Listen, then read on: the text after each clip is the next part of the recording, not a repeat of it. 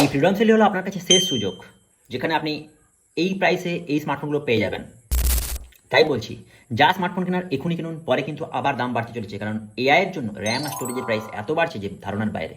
তাই এখন আমি 40K থেকে 45K মধ্যে কয়েকটা স্মার্টফোন বলছি, যার বাজেট আন্ডার 45K বা 45K আশেপাশে, তারা কিন্তু এই স্মার্টফোনগুলো চেক আউট করতে পারেন। কারণ এখন এমন অবস্থা, যে কোনো সেগমেন্টে একটা স্মার্টফোন, ঠিকঠাক স্মার্টফোন খুঁজে পাওয়া খুবই চাপের। তো এই 40 থেকে 45K সেগমেন্টে কয়েকটি স্মার্টফোন আপনাদের জন্য খুঁজে বের করেছি। প্রত্যেকটা স্মার্টফোনের লিঙ্ক আমি ডেসক্রিপশনে দিয়ে দিয়েছি, আপনারা গিয়ে চেক আউট করতে পারেন।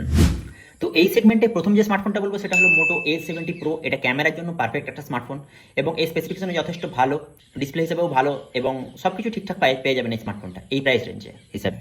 আর তারপর একটা স্মার্টফোন হলো OnePlus-এর তরফ থেকে OnePlus Nord 6। আগে এই প্রাইস রেঞ্জে 13R আর পাওয়া যেত, কিন্তু এখন আর পাওয়া যায় না, অতএব OnePlus Nord 6। আর এই প্রাইস রেঞ্জে সবচেয়ে বেস্ট এবং পারফরমেন্স এবং ক্যামেরার দিক থেকেও ভালো হলো নাথিং ফোন 3। নাথিং ফোন 3 ফোনটা কিন্তু মাঝে মধ্যেই 40,000 থেকে 45,000 মধ্যে আপনি পেয়ে যাবেন, আর যদি পেয়ে যান তাহলে গ্র্যাব করে নিন। এটা এমনিতে প্রাইস দেখলে আপনি দেখতে পাবেন 90,000 80,000 প্রাইস আছে, কিন্তু এটা যে কোনো মুহূর্তে কিন্তু দাম নেমে যায়, এবং আপনি কিন্তু যখন তখন চেক আউট করবেন। এবং এই ফোনটা দেখতে কিন্তু ভালো নয়, কিন্তু দারুণ একটা স্মার্টফোন। এটার পারফরমেন্সও যথেষ্ট ভালো, ক্যামেরার দিক থেকেও যথেষ্ট ভালো, ভিডিও বলুন ফটোগ্রাফি বলুন দুটোতেই ভালো, আর সফটওয়্যার দুর্দান্ত। তাই এই স্মার্টফোনটা যে কোনো সময় এটা কিন্তু 45K এর আন্ডারে গ্র্যাব করতে পারেন।